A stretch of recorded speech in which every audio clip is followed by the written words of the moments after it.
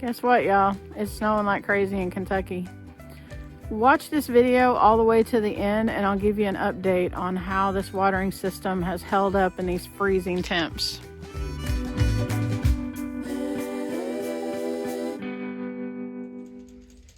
Hey, welcome back to Two Old Crows Homestead. Shelly here, and today we're going to be working on setting up a watering system for our rabbits. Come along with me. As you can see, the way that we water our rabbits right now is with bottles. You see some down there. The hutch that has our grow outs in it, those are actually, I think they're half gallon. No, that doesn't seem right. Maybe they're quart, but they hold more. Maybe they are half gallon. They hold more water than these bottles do. But today I want to set up an automatic watering system. So I'm following, I had, if you all are familiar with Patty and Darren from Hacks for the Homesteader, Darren actually has a video of how they set up their system, and I'm kind of following, well, I am following their guidance. Patty helped me figure out everything that I needed to buy to do this. When she was here, they came a couple days before our last festival and stayed with us, and she helped me figure out everything that we needed to get for this. And so I'm going by their direction, and if I screw something up, I'll be calling them. So that's where all this is coming from, but hopefully we can replace all of these waterers with an automatic system and they won't have to be filled up anymore. So Randy and I have spent maybe the last hour cleaning out rabbit cages because it had been a while since they had been cleaned out. So we were getting those all cleaned out before we get started doing this project. But right now I want to show you the supplies that I'm going to be using to do this. So I picked up this, I want to say it's 8 gallons. No, it's 12 gallons. Yeah, it's a 12-gallon bucket. That doesn't look 12. Well, I guess it is. Anyway, I picked up this 12-gallon bucket at Rural King, and this is what the water is going to be in. I got this is opaque. Hopefully it will keep algae from forming, but if that doesn't work, I have got, I'm not opposed to like wrapping this up in a trash bag or something like that. If you can see it from where I'm at, right on the other side of Loki, right there, there's one of those blue barrels. Randy just walked in front of it. There's one of those big plastic blue barrels. And that's going to sit in there right now for this thing to sit on. Sorry, for that bucket to sit on. But at some point, I may just use that bucket for my waterer. Because that's huge. And I would only have to fill that up, gosh, I don't know, maybe once a month? Something like that. Also, so we've got 5/16 inch PVC hose. This whole big roll of this. This is what's going to be going from the bucket to each one of the cages. And then I got a bag of these teas, and there's these nipples on here. This part hangs on the cage. The rabbit drinks out of this one, and there's also springs in there, so you can hook this onto the cage, and the spring, it'll hold it in place. I also have a submersible heater, bucket heater. So hopefully in the wintertime, it'll keep the water from freezing, and it'll be circulating warm water through the whole system. I have this submersible water pump. So this is going to keep the water moving. And then I have all of this tubing it's insulation, and I got I want to say it's 1/2 inch. Is it 1/2 inch? I'm pretty sure it's 1/2 inch because they had 3/4 inch and 1/2 inch, and I got these. So I got 6 of those. I'm hoping that that will be enough of those. I have various sizes of zip ties to fasten it to everything. And then this zip tie gun that actually pulls everything tight and then cuts it off for you. So I'll put links down in the description of all of the stuff that I bought for this project, except for that, because I bought that at Rural King. And I bought these at Lowe's. I want to say these were $2 each at Lowe's. Weren't they like $1.98? I think, yeah. But the rest of this stuff, I'll put links because it all came from Amazon. And you can check it out and price it yourself and see if this is something that you want to do.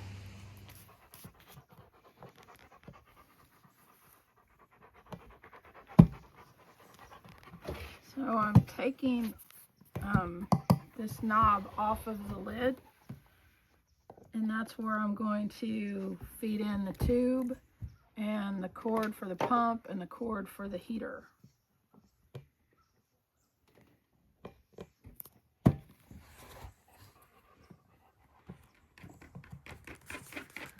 And this looks like an accident waiting to happen.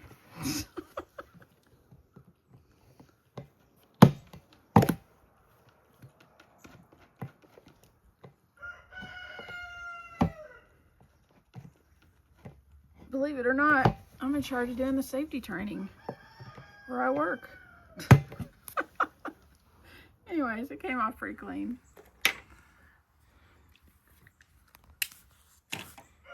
Alright, so tubes, everything are going to go in here. We can go ahead and put the, let's see, so this will go down in here. The cord will come out through here. And then this is our pump, and it will go down in there. This will have to be attached to our hose. So let me take off this.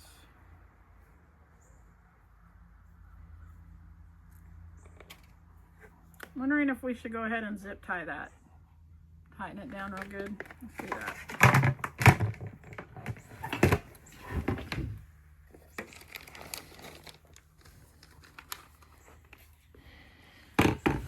I have never used one of these zip tie things.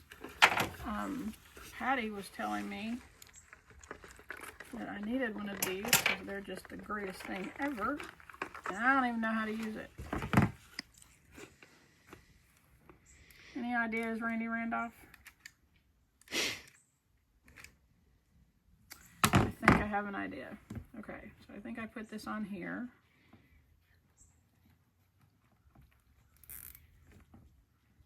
I'm going to tighten this up here, and then I feed this in here maybe.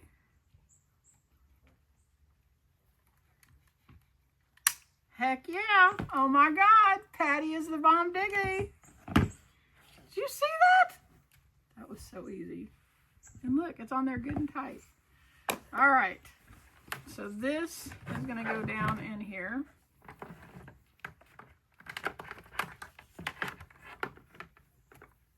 And the tubing and the cord are going to come out the top.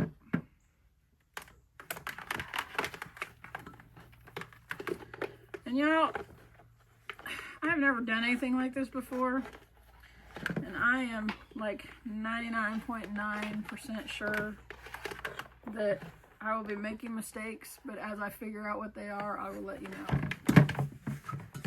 It's all good. Trust me, if I can figure this out, you can figure this out, because this is not my thing. All right, so everything is in the bucket. Hose is hanging out, cords are hanging out. We're done with the bucket for right now. Okay, so now the next thing that we're gonna do is go figure out our tubing from cage to cage. We'll take the bucket over there with us. Yeah, okay, so that's what we're gonna do next. Okay, tip number 1. Put this spring through that hole on this before you try to put it on the, before you try to put it on the cage. Also, my cages are made out of 1 by 1/2 inch fence or wire. So you have to hook this part on the bottom, pull it up, see where my wire's bent a little bit right there, pull it up, and then hook your spring on the top. Now if you have inch fence, I don't know. So like these guys have 1/2 inch hardware cloth. I'm not sure how it's going to work on that either. I guess we'll figure that out when we get to it. But if you have rabbit hutches that are made out of inch, like 1 inch by 1 inch hardware cloth, this will work perfectly. But we're just having to make accommodations or work on it as we go. Yeah. Okay, so we haven't run the tubing yet, but I'm gonna guess that the hardest part about this job is these things. But as I said a minute ago, we have this whole hutch has 1/2 inch hardware cloth on it. So what we did, we hooked it where we want it on the bottom, and then the nipple is going to go through the square on the top, and then you just kind of have to force it and bend that thing a little bit, that wire a little bit below it, and then bring this up and fasten it. Where's my, I have to go this way.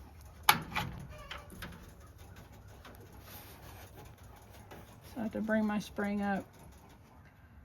This really is the hardest part of this whole thing. Well, I mean, I'm saying that. I don't even know because we're just at the beginning, but I'm gonna guess that this is it. So I've looped my spring onto that. It's on there. It should move around. We'll put the fitting on this side and hopefully it'll work.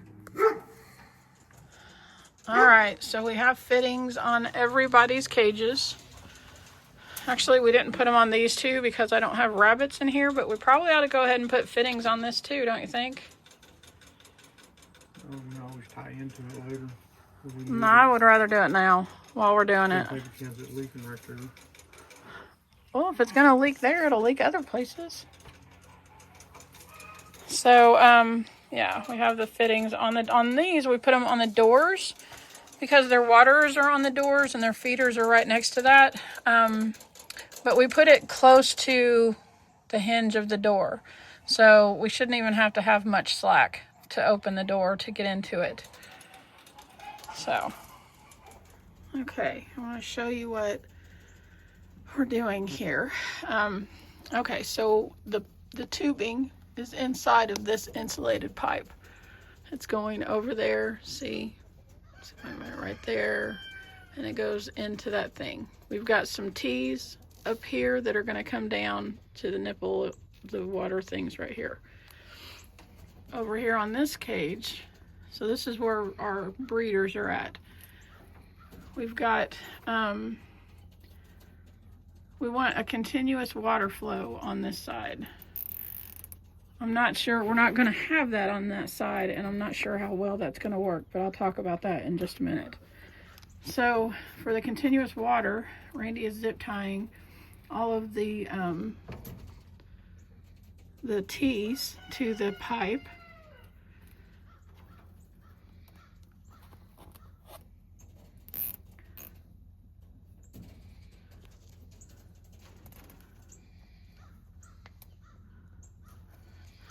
And then this is going to loop around here and come back up, and it will go back up to the ceiling up here. And we've got a piece of this that we're going to put, that was in my hair. We've got a piece of this that we're going to put over that, okay, to keep that insulated. Because this, where's my little piece at? This will actually split open. You all probably already knew that. So we're going to put that over this whole section. And FYI, the what is that, zip tie gun thingy? We use that, it's laying right there. We used that like 3 times and it stopped working. So I'm not gonna be, he's gonna try it again, see if he can make it work. Maybe we did something wrong, but it's not cutting. It'll tighten it, but it's not cutting it. So, yeah. Well, there it did. Gotta have it under just right there. You have the beads on the. Well, okay, my bad. I was doing it wrong. Awesome. So anyways, there's a little piece of tubing cut right there. That's probably an inch and a half long. And then this piece that goes from T to T is over there. But it's, hold on a minute, I'll give you a close-up of that one. See right here. That's a piece of tubing between the T and the nipple. Here's the tubing connecting piece to piece. You can see it better on that side, I think. Okay, so I just found one of those T's in my pocket. Okay, so we have tubing that is inside of here. It's hooked to the pump, and at the end of this I'll go through this whole thing again, but it comes over here, and I had put T's right here to go down, but I think I'm going to change that. I think I'm going to come off of this and have a continuous flow down and then back up. I'm going to put the nipple right there and come back up and have a continuous flow. And then it comes up here and you see it comes down. We've got to get duct tape and tape these, but it comes down. The nipples are on the other side of that. See that? And then it comes back up and comes down for the center that I don't have any rabbits in, but these center cages, and then back up, and it comes down for my females over here, and then it comes back up. Let me get on this side. It comes back up from there, and it's going to go down here, and it's going to hook in and do those. The reason that I'm stopping right here is because we have run out of this insulation. So tomorrow we're going to go get 2 or 3 more of those, and we will finish this up in the morning. Hopefully we'll have running water in the morning for the rabbits. All right, I think we finally have our watering system done. You can see the black tubing back here, and you can see it right behind me right here. So for right now, we have left the like these waterers on here until they get used to drinking out of the little nipples right there. Hopefully we'll be taking those out before this big storm comes through in Kentucky. Randy said that he did notice them coming out and drinking out of the nipples that are attached to their cages. So we have this continuously moving through. You see it's coming down to each of the cage, and I know it looks kind of janky, but we wanted to make sure that we insulated those tubes. I don't think it would look this weird if we didn't have to have the insulation up out here. So in this bucket we have, it's filled up with water, and at the bottom of it there is, let me open it up for you. At the bottom of it there is a pump down there in the bottom, and I can feel the heat coming off of it. Close that back up. From the heater that's in the bottom of it down here. So there's warm water that's coming out in that tube right there. It's going around to all of the rabbit cages, and then comes up this side and comes down again, and this is the pipe or the tube that it's flowing back in from there. There is some places that need to be taped up, like this right here. I know it's hard to see because it's getting dark out. There is some places that need to be taped up with duct tape I'm trying to get to one that you might be able to see, like that one right there. And we will get that, but we wanted to make sure that the whole system was working before we came out and taped everything up. But hopefully we'll get that done again before the storm system comes through and puts, I don't know how much ice and snow we're supposed to get. I guess we'll see on Sunday and Monday. So yeah, that's where we're at with this. I'm really glad that we were able to get all of that stuff in place before the storm comes through. Watch out, baby. Because it's just a pain to come out and do all the watering.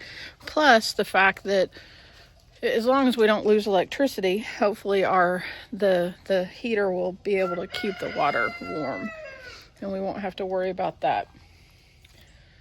I'm trying to fasten this electric fence thing back one-handed. Probably not a good idea. Hopefully I won't get shocked. I did not. Thank you. And I don't know. Are these chickens all up? The chickens up here usually put themselves up pretty early. So I'm going to close this coop up. And then the ones that are down at the barn, they usually stay out a little bit later. Yeah, they usually stay out a little bit later, so I'll just wait a little bit before I go put them up. But yeah, that's the watering system for the rabbits. If you have any questions, feel free to drop them down in the comments and I will answer them as well as I can. And if it's something that I can't answer, then I'll definitely get with Darren and Patty because they're the ones who, helped me get this going. And I mean, Randy obviously helped me install everything, but I couldn't have done it without Darren and Patty and all of their advice and what I needed to buy and all of that kind of stuff. So if I can't answer it, they probably can. Anyways, I hope you all have a fantastic day. Okay, what problems have we ran into with the freezing temps and this being a new thing? What have we figured out? The lines freeze. Yep. From about here on.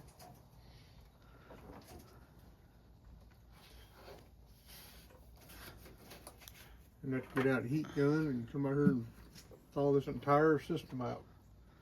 A little at a time. So is it freezing because there's air in the line and it's not moving? I think that's what a lot of it might be. And like I said, the nipples got to be turned this way instead of the way we have. Okay, so how do we know when we come out here? How do we know the system's working? What can we do to check and make sure the system's working? The easiest way is to come over here and raise this return line up and see if we're getting a good flow where the pump is pumping it through the line. So that is where the water goes into the system, up this way, over to these rabbits, and then back down this way. And the thing that he just pulled out is that line, that return line right there.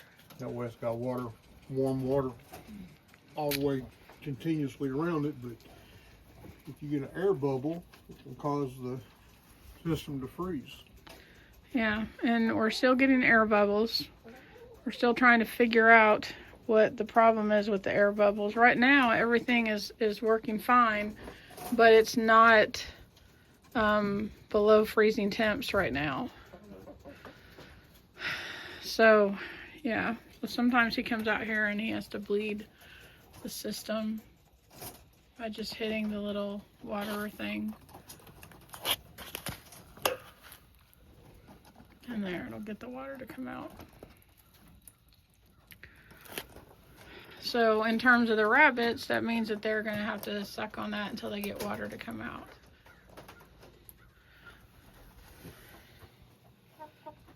We have been looking up some stuff, like possibly turning these sideways. That might work instead of having them up and down like they are right now. Like this, we would turn them where they go across like this. But right now, that's where we're at. We're not sure if that's going to work or not, but that may be our next step. I mean, right now it's doing pretty good. They're getting water, but the problem is when the temperatures drop really cold, if there's air in the line, then it freezes that much quicker. That's what we're finding anyway. Yeah. So if you have any suggestions, leave them in the comments below. And maybe you've already done this and you've figured all the things out. Darren and Patty have been helping us. Randy's been talking to Darren when we come across issues, and he's been giving us suggestions on how to fix it. So, yeah, if you have any ideas, just let us know. And y'all stay safe out there and stay warm. Yeah, God bless you. Have a great day.